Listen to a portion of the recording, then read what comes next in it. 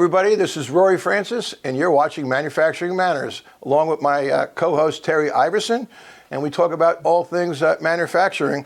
And Terry, I believe you have another great guest for us, Greg Knox. I'm going to let you introduce him in a second, but I do know that Greg is, part of that community of small businesses, and I just want to point out that 43.5% of our GDP comes from small businesses and employs over 34.8 million people actually nationwide. And, 99% of our businesses in this country fall into that category of small business. 27% of them have less than 50 employees, and 18% of them have less than 20 employees. So it's a key factor. I work on mega projects, and, I work on these, mega projects with 6,000, 7,000 people. But the heart of this, our economy, is small businesses. And Terry, I'm going to let you introduce our guest, Greg, and let him get a word in here. Okay, Greg, I'd like to introduce Greg Knox of Knox Manufacturing Solutions. He and I have known each other for many decades. And Greg, I'd like you to just kind of fill us in about your start in the business and manufacturing, if you could, please. I was actually a computer programmer on the East Coast at Union Carbide Corporation at their world headquarters in Danbury for about 5 years. And by the tender age of 26, I realized I wasn't cut out to be stuck in an office by myself all day with 3 computers, coding and debugging. So I decided to make a bold move, burn my boat on the shore, move to Detroit, Michigan. Took about a 60% cut in pay to start as a CNC service technician, which I didn't know much about at the time, but I always had a good aptitude for electromechanical. I really liked the industry. I wanted to try something different. And I mean, literally from the first week that I got to Detroit, it was just love at first sight. I've always said I got a chip in my blood, and I knew I was never going to be able to get it out, Terry. One of the things that I try to do in my spare time, Greg, is preach to the young people of our country about the great opportunities in manufacturing. It's been good for me and my family, and I know it's been good for yours. And I hear recently you had your two of your children join the company. So tell us a little bit about planning and succession planning at Knox Manufacturing. Yeah, I appreciate that, Terry. I was never going to force any of my children into the business. I am a huge advocate of manufacturing. Some people think everyone needs a college degree. I've always bucked against that, popular trend for a lot of good reasons, which we don't have time to go down that rabbit hole today. But in my case, 4 of my 6 children have worked for me, 3 of those full-time. And my 2 sons decided they really loved the business and wanted to stick with it. So 2 years ago, I began my succession planning. I'm 62, and by the time I'm 70, when I feel that the time is right, I'll transition the business over to my sons. So right now, I've got a really strong management team. They're also young like my boys. So I've got them all involved right now in management training. I built a skills matrix. It's got 7 categories: investment, finance, sales, marketing, strategy. And I'm working, I have IAP meetings, individual advancement plan meetings, twice a year with the key management team. And then I'm moving them through this matrix so that they can become proficient in all the areas they need to be based on the roles they'll be playing moving into the future. Greg, one of the things we share is a very keen awareness of excellence in the workforce and in our companies. And you've always been we've been synergistic in how we view that. Tell me a little bit how you keep your company and the excellence that your company portrays, how you keep that alive.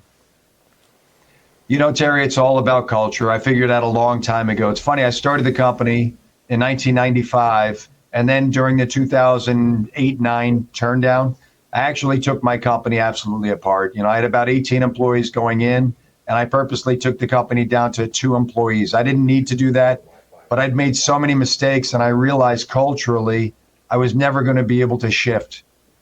So in 2009, we took the company down and then very slowly and methodically rebuilt it properly around processes, systems, direction, operation controls. Really came up with, very robust processes for vetting people. And then from that time, we just hire on attitude and aptitude. Very few of the employees in my company were doing what they're doing now in their previous life, almost none. So we've really created these positions, and we hire an attitude and aptitude.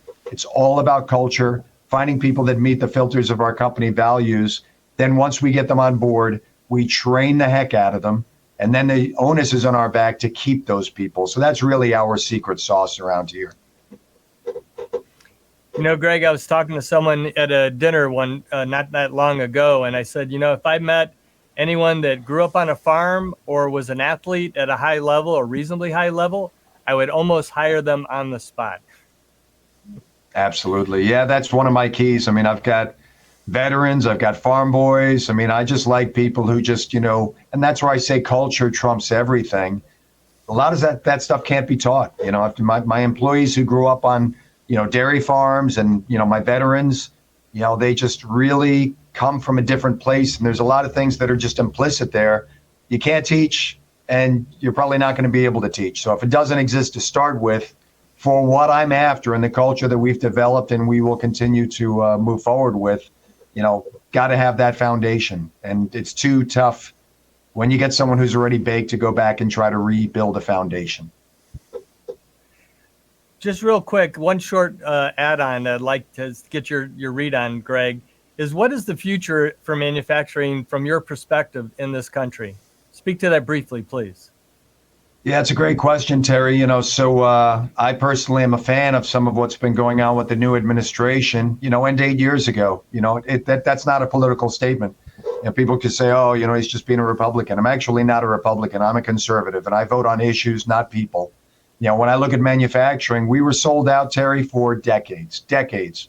People talk about tariffs. They don't understand what's really been going on globally with manufacturing here. How many people have been, tariffing our products to make them, just unobtainable in other countries, but then dumping here. That needs to be stopped. Another popular misconception is, oh, well, we're just going to, be a service economy, or we'll just, control engineering and inventing and, being the innovators. If you don't manufacture, you will not be the innovator. So we have subbed that out. Let's just look at China. For decades now, we send our greatest companies over there. Implicit in their agreement is they have half ownership. So what IP they're not stealing, which they do quite frequently, we give them full access to. Now they've got all of that IP. They're manufacturing the products, and all of us know, you and myself, Terry, we go in, we work with customers, and as you're engineering and developing for another company, you innovate. You figure out ways to make it more machinable, better, tolerancing that's not needed. Give that to them for decades, and moving forward, they will be the innovators. So, growing, mining, and manufacturing are the bedrock this nation was founded on, and we can't go away from that. And if we do, it's to our national suicide. Well, Rory, I'm going to kick it over to you. We've run out of time, but I want you to close up with final words, if you could, please. Well, Terry, you picked a great guest. Greg, I agree wholeheartedly with everything you said. Yeah, we need to bring manufacturing back, and you talked about training, continuous learning, and upskilling your workforce, and you talked about hiring for attitude and culture. And it's the old saying, culture eats strategy every day for breakfast. It's so important. It sounds like you really have a good organization there. Just from the things you said, I know you run a tight ship. Appreciate what you do. Small manufacturers are the heart of the manufacturing sector in this country, and will continue to be so. So we need to do everything we can to support you and make sure that we're providing the right education, whether it's in college, a traditional or a vocational school or apprenticeship, that we're providing our workforce with the necessary skills to meet our needs. So, Greg, thanks for coming on and talking with us today and sharing your experiences. Terry, another great job, great guest. Thank you. This is Rory Francis, and you've been watching Manufacturing Matters.